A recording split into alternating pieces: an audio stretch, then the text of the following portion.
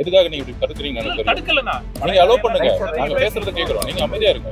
அந்த பாலத்துக்கிட்ட என்ன கொஞ்சம் பேச விடுங்க சார். நீங்க சன் டிவி தெரியும் பேச விடுங்க. என்ன பேச விடுறதுக்கு என்ன எல்லாம் சொந்தம் பண்ணுங்க. ஸோ நீங்க தடுக்காது. எங்களுக்கு 15 நாள் நாங்க பேசாம இருக்கிறோம். நாங்க உண்மையை சொல்லணும். சம்பவம் நடந்தது போன மாசம். நாங்க பேசிக்கிறோம் சார், நாங்க பேசுறோம் சார், நாங்க பேசணும்னு நினைக்கிறேன். இவர் கொஞ்சம் அமைதியா இருக்கு. அக்டோபர் 5 முதல் உங்கள் ஜெயச்சந்திரன் இப்போது மிக பிரம்மாண்டமாக கீழ்கத்தலையில். கரூர் இப்ப எப்படி இருக்குன்னா, ஒரு நேரத்துல மதுரைக்குள்ள போனா வந்து காலை வெட்டுவோன்னு சொல்லுவாங்க. எந்த அரசியல் கட்சி தான் வரும்? மதுரை அழகிரி அண்ணன் வந்து கோட்டைன்னு சொல்லுவாங்க. ஒரு ரவுடித்தனம் அரசியல் பண்ணுவாங்க. ஸ்டேட் கவர்மெண்ட்ல இந்த என்கொயரி தொடர்ந்தால் தமிழக வெற்றி கழகம் மட்டும்தான் அந்த தவறு செய்த ஒரு அரசியலை திமுக உருவாக்கும். ஏன்னால் எங்களுடைய வளர்ச்சி கிட்டத்தட்ட இன்னைக்கு 27% மேல சர்வே எடுக்கும் போது தெரியும். ஒரு மிகப்பெரிய ஆதரவோடு இந்த கட்சி இருந்துட்டு இருக்கு. அதை எந்த அளவுக்கு முடக்க முடியுங்கிறத யோசிச்சாங்க. எல்லாரும் சொல்ற மாதிரி இவங்கெல்லாம் ஓடிட்டாங்க. அது வெல்ல எங்களுடைய மொபைல் நெட்வொர்க்கை செக் பண்ணலாம். கரூரோட பார்டர்ல நானும் பொதுச் செயலாளர் நிர்மகுமார் அவர்கள், அருண்ராஜ் அவர்கள் எல்லோரும் காத்துக்கிட்டு இருந்தோம். காவல்துறை வர வேணாம், வந்தா கலவரம் வரும், நிறைய பிரச்சனை நடக்கும்னு வலியுறுத்தினாங்க. அதையும் நாங்க தாக்கல் பண்ணுவோம். அன்னைக்கு ஃபுல்லா என்ன நாடகம் பண்ணாங்கன்னு உங்களுக்கு தெரியும், மக்களுக்கு தெரியும். A to B உங்கள் பசியார எங்கள் ருசி பேசும். ஆச்சி ராயல் குலோப் ஜாமுன் பேக்ஸ், ஒன்று வாங்கினால் ஒன்று இலவசம். இந்த கோரிக்கை எல்லாம் உச்சநீதிமன்றம் ஏற்றிருக்கு. இந்த தீர்ப்பை தாவைக்காவோட பொதுச் செயலாளரா நீங்க எப்படி பாக்குறீங்க? புரியுது பத்தி கருத்து சொல்லுங்க. எல்லோருக்கும் வணக்கம். ஒரு வழி மிகுந்த நாட்கள்ல நாங்க வந்து பயணம் பண்ணிட்டு இருக்கோம். இன்னும் வந்து வார்த்தைகள் வந்து எங்க வாயிலிருந்து முழுமையா வர முடியல. அந்த அளவுக்கு வந்து ஒரு நெருக்கடியான காலகட்டம். எங்களுடைய உறவுகள், எங்களுடைய குடும்பம்,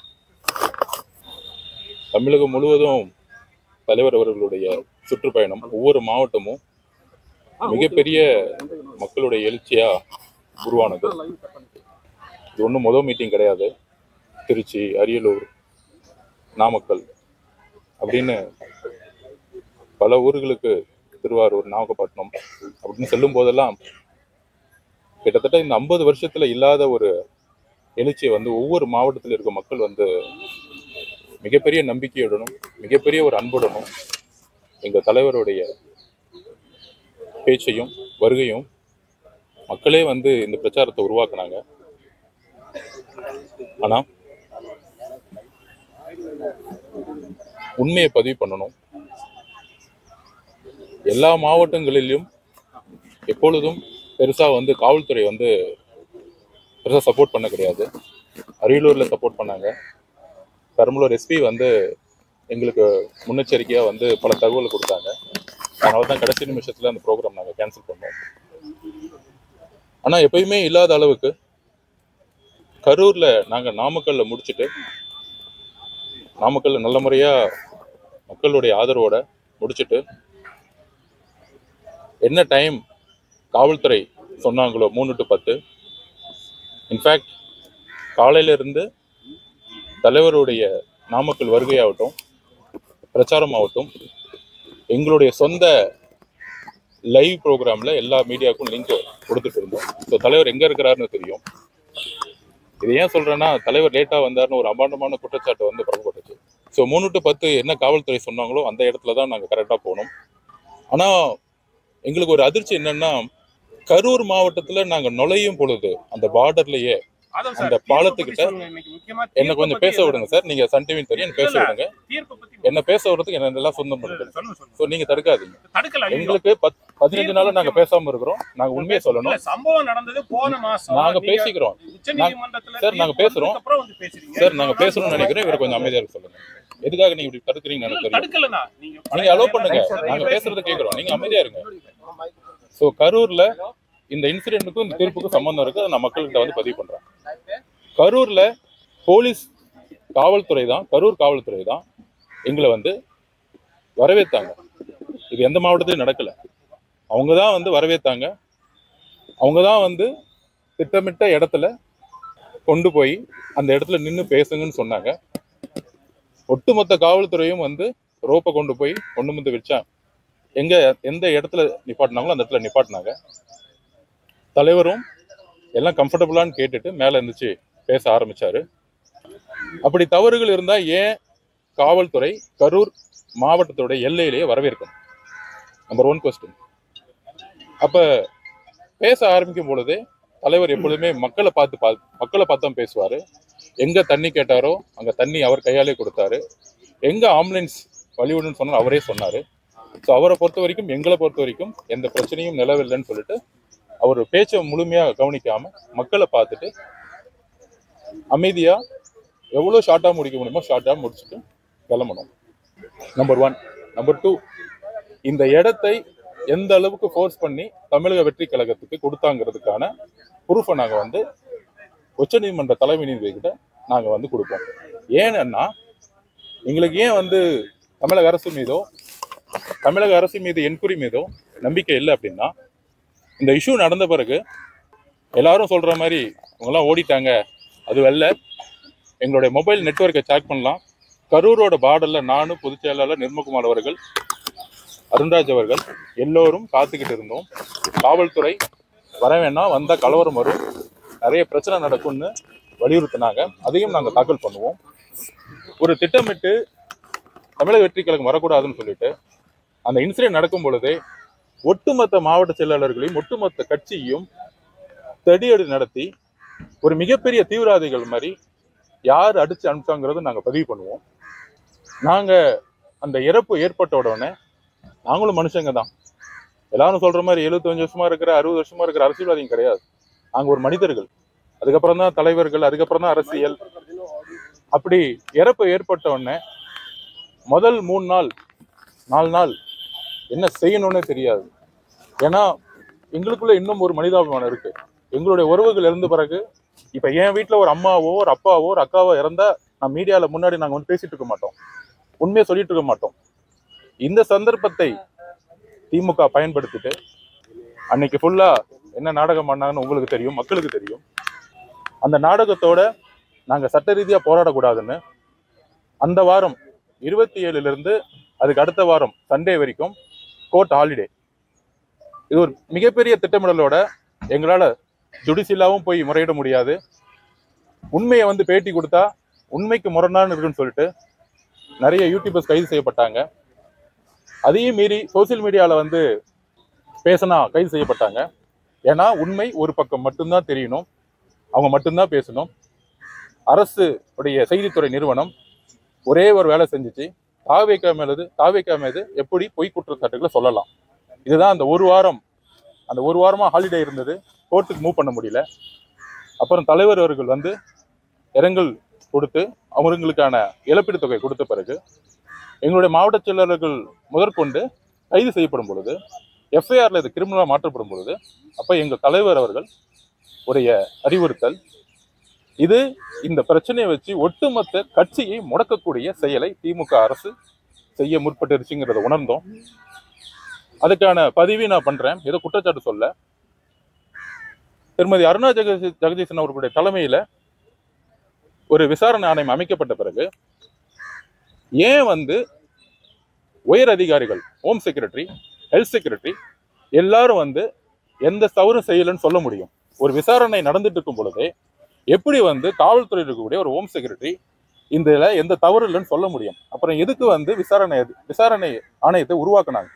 விசாரணை ஆணையம் விசாரிச்சு முழுமையான அறிக்கை கொடுக்கறதுக்கு முன்னாடியே ஒரு ஹோம் செக்ரட்டரி, ஹெல்த் செக்ரட்டரி, ஒரு உச்சபட்ச அதிகாரத்தில் இருக்கிறவங்க இந்த தவறு தாவேக்கா தான் செய்துன்னு வாய்த்தரும் சொல்லாம அவங்க பக்கத்தை நியாயத்தை மட்டும் சொல்லிட்டு இருந்தாங்க. இதுவே அவங்க அமைச்ச கமிஷனுடைய ஒரு அதிகார மீறலுங்கிறத நாங்க பதிவு பண்றோம். நம்பர் 1. நம்பர் 2, உயர்நீதிமன்றத்துல ஒரு கேஸ் ஃபைல் பண்ணாங்க. அது யார் கேஸ் ஃபைல் பண்ண மக்களுக்கு தெரியும். அந்த கேஸ்ல பிரேயரே கிடையாது. தமிழக வெற்றி கழகத்திற்கு எதிராக, அதுவும் குறிப்பாக எங்க தலைவருக்கு எதிராக கடுமையான வார்த்தைகள், அவருடைய தலைமை பண்பு, அவருடைய வருகை, அவருடைய அரசியல் வருகை, என்ன கோபம் உங்களுக்கு? அப்ப மதுரை ஹைகோர்ட்ல கேஸ் ஃபைல், எஸ்ஓபி பத்தி கேஸ் ஃபைல் இருக்கும் போது பிரேயர் சம்பந்தமே இல்லாம சென்னை உயர்நீதிமன்ற நீதிபதி அவர்கள் எஸ்ஐடியை ஃபார்ம் பண்ணி, அந்த எஸ்ஐடியோடைய நோக்கம் நியூட்ரலா இருக்குமா, டிரான்ஸ்பரன்சியா இருக்குமான்னு தெரியாது, வெளிப்படை தன்மையா இருக்குமான்னு தெரியாது. ஏன்னா அந்த உயர்நீதிமன்ற நீதிபதி அவர்கள் கடுமையாக தமிழக வெற்றி கழகத்தை நாங்க தான் தப்பு செஞ்ச மாதிரி ஆல்ரெடி அவர் வந்து ஒரு பதிவு பண்ணிட்டார். எந்த விதமான என்கொயரியும் கிடையாது. பொதுவாக வெக்கேஷன் கோர்ட்டில் பில் கேஸ், பப்ளிக் லிட்டிகேஷன் கேஸை வந்து எடுத்த உடனே நோட்டீஸ் அனுப்புவாங்க. ஆனால் அன்னைக்கே எடுத்து அன்னைக்கே ஒரு ஜட்ஜ்மெண்ட் கொடுத்து அன்னைக்கே தமிழக வெற்றி கழகத்தை ஒரு குற்றவாளி மாதிரி ஆக்கி அதுல தலைவர் விஜய் அவர்களையும் ஒரு குற்றவாளி ஆக்கியக்கூடிய ஒரு ஜட்ஜ்மெண்ட் இருக்கு பாருங்க. தமிழக வரலாற்றிலேயே மദ്രാஸ் ஹைகோர்ட்ல இந்த மாதிரி ஒரு தீர்ப்பை கொடுத்ததே கிடையாது. அந்த தீர்ப்புக்கு அப்புறம் தான் புரிஞ்சுக்கிட்டோம் இந்த திமுக அரசு திமுக கட்சியை யூஸ் பண்ணாம மக்களால் தேர்ந்தெடுக்கப்பட்ட அரசை வச்சு தமிழக வெற்றி கழகத்தை எப்படி முடக்க முடியும், எங்க தலைவரை எப்படி முடக்க முடியும், எங்களுடைய பிரச்சாரத்தை எப்படி முடக்க முடியும். நேற்று கூட எங்க மாவட்ட செயலர் அரெஸ்ட், 3 மாவட்ட செயலர் அரெஸ்ட் பண்றாங்க. ஸோ இந்த மாதிரி கட்சியை முடக்கக்கூடிய ஒரு ஜனநாயக படுகொலையும் ஒரு எமர்ஜென்சியை ஒரு லாண்ட் ஆர்டர் மூலியமாக உருவாக்கியிருக்காங்க. ஸோ இந்த ஒரு பதிவோட தான் தலைவர் அவர்களுடைய அறிவுறுத்தல்ல இம்மீடியட்டா டெல்லிக்கு கிளம்பணும், 1ஆம் தேதி கிளம்பணும். இங்க வந்து உச்ச நீதிமன்றத்தில் இருக்கக்கூடிய சீனியர் அட்வொகேட்ஸ் கோபால் சுப்ரமணியன் சாரா இருக்கட்டும், ஹரிமா சாரா இருக்கட்டும், எல்லாரும் அதுக்கு முன்னாடி இன்னொரு பதிவு பண்ணிடுறேன். எங்களுக்கு வந்து வழக்கறிஞர்கள் கிடைக்கக்கூடாதுன்னு ஒட்டுமொத்த ஒரு ஒரு ஒரு ஒரு செயலை வந்து செய்ய முற்பட்டாங்க. ஆனா நாங்க எல்லா சீனியர் அட்வொகேட்ஸ் கிட்டையும் முறையா எங்களுடைய நியாயத்தையும் எங்களுடைய நீதியையும் பதிவு செஞ்ச பிறகு, குறிப்பாக சென்னை உயர் நீதிமன்றத்துடைய அந்த ஜட்ஜ்மெண்ட்டுக்கு எதிராக நாங்க வந்து உச்ச நீதிமன்றத்தை அணுகணும். அதுல காலையில கூட நிறைய ரூமர்ஸ், தமிழக வெற்றி கழகம் வந்து பெட்டிஷன்ஸ் வந்து தப்பா ஃபைல் பண்ணியிருக்காங்க, மனுதாரர் இல்லைன்னு. தமிழக வெற்றி கழகத்துடைய ஒரே பெட்டிஷன் தலைவர் அவர்களுடைய தலைமையில அறிவுறுத்தின் பேரையில பெட்டிஷனை ஃபைல் பண்ணோம். பெட்டிஷனுடைய நேம் ஆதவர்ஜுனா, நான் மட்டும்தான். தமிழக வெற்றி கழகத்தின் சார்பாக வேற எந்த பெட்டிஷனும் ஃபைல் பண்ணல. அதை நான் வந்து பதிவு பண்ணிக்கிறேன். ஏன்னா வந்து எங்களுடைய அமைதி இந்த தீர்ப்புக்கு அப்புறம் 41 எங்களுடைய குடும்ப உறவுகளுக்கு ஒரு நீதி கிடைக்கணும், ஒரு ஜஸ்டிஸ் வேணும். 5வது நாள் எங்க தலைவர் எங்ககிட்ட எல்லாரையும் பார்த்து சொன்னார், நம்ம இந்த குடும்பத்தை எல்லாத்தையும் நான் பர்சனலா தத்தெடுக்க போறேன், நம்ம வாழ்க்கை முழுசும் நான் வந்து இவங்க பயணிக்க போறேன். இந்த உறவுகள் வந்து ஏதோ வந்து நம்ம காசு கொடுத்தோங்கிறது இல்லாம அவங்களுடைய வாழ்க்கையோட தேவைக்கு எல்லாமே ஏதோ வந்து முத நாள் போயிட்டு மலர் வலை வச்சுட்டு போறது வந்து எங்க தலைமையோ தமிழக வெற்றி கழகமும் கிடையாது. வாழ்க்கை முழுவதும் அவருக்கு தேவையான ஒரு பயணத்தை நாங்கள் உருவாக்குறோம். அதோடு இந்த இறப்புக்கு ஒரு நியாயம் கிடைக்கணும். 100% இதுல ஒரு சதித்திட்டம் இருக்கு, இதை நாங்க நம்புறோம். ஆனா அதை குற்றச்சாட்டா சொல்லாம முறையா நீதித்துறையை நாங்க அணுகணும்னு நினைச்சோம்.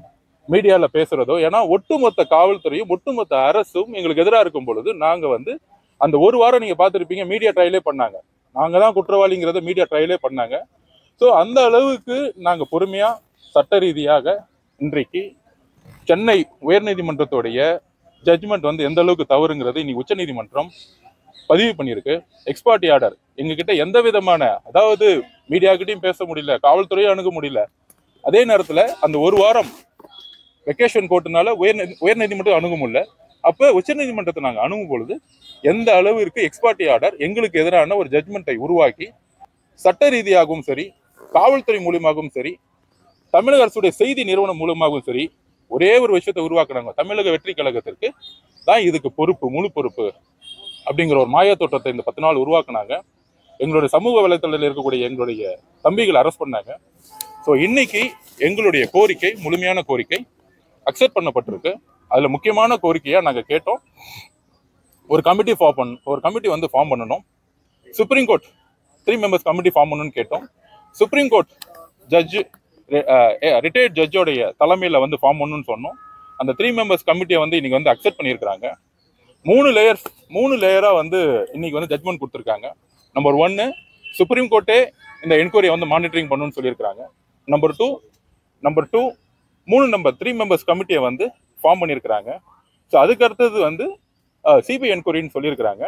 ஸோ எங்களுடைய கோரிக்கை, எங்களோட மனுவில் இருக்கக்கூடிய தீர்ப்பு தெளிவாக நாங்கள் சொல்றோம். சுப்ரீம் கோர்ட் ரிட்டையர்ட் ஜட்ஜ் கொண்ட தலைவர் ஜஸ்டிஸ் அஜய் ரஸ்தோகி தலைமையில 3 மெம்பர்ஸ் கமிட்டியை வந்து உருவாக்கி இருக்கிறாங்க. சுப்ரீம் கோர்ட்டு இது வந்து மானிட்டரிங் பண்ணிட்டு இருக்கு. ஸோ ஸ்டேட் கவர்மெண்ட்ல இந்த என்கொயரி தொடர்ந்தால் தமிழக வெற்றி கழகம் மட்டும்தான் அந்த தவறு செய்த ஒரு அரசியலை திமுக உருவாக்கும். ஏன்னால் எங்களுடைய வளர்ச்சி கிட்டத்தட்ட இன்னைக்கு 27% மேல சர்வே எடுக்கும்போது தெரியும் ஒரு மிகப்பெரிய ஆதரவோடு இந்த கட்சி இருந்துட்டு இருக்கு. அதை எந்த அளவுக்கு முடக்க முடியுங்கிறத யோசிச்சாங்க. நாங்கள் எங்களுடைய கட்சி தோழர்கள் சொல்லிக்கிறோம், எங்களுடைய எங்களுடைய எங்களுடைய மக்கள், எங்களுடைய ஒரு 41 குடும்பத்துக்கு சொல்லியிருக்கிறோம், நாம் வலுவாக இருக்கிறோம்.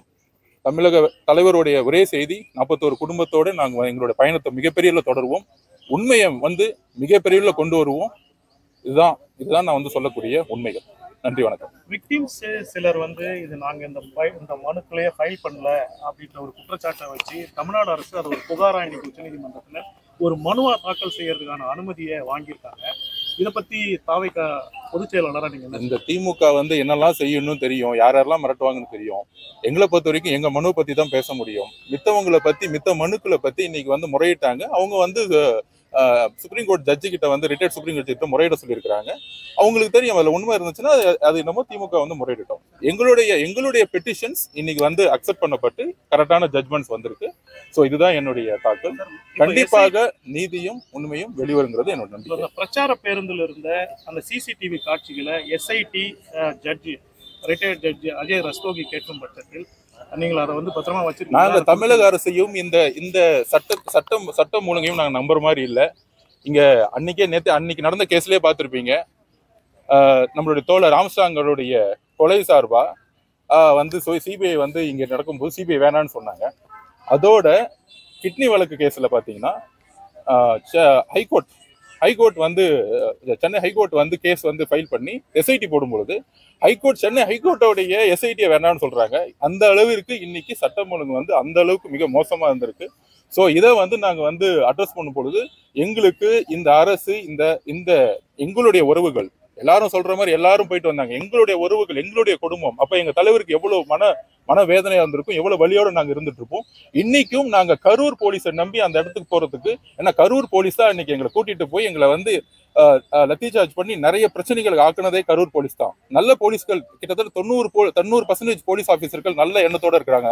அதுக்கு தான் நான் எக்ஸாம்பிள் சொன்னேன். பெரம்பலூர் எஸ்பி எங்களுக்கு கரெக்டா கைடன்ஸ் கொடுத்தாரு. நாங்க எல்லாத்தையும் தப்புன்னு சொல்ல.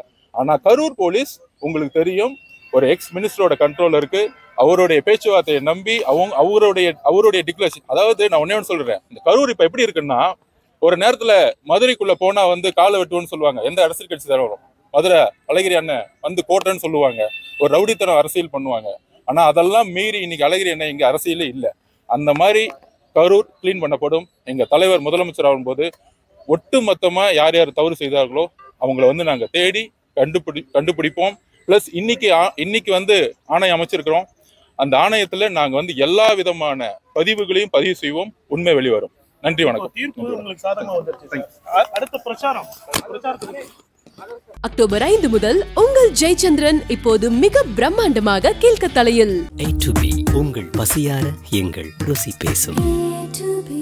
ஆச்சி ராயல் குலோப் ஜாமுன் பேக்ஸ், ஒன்று வாங்கினால் ஒன்று இலவசம்.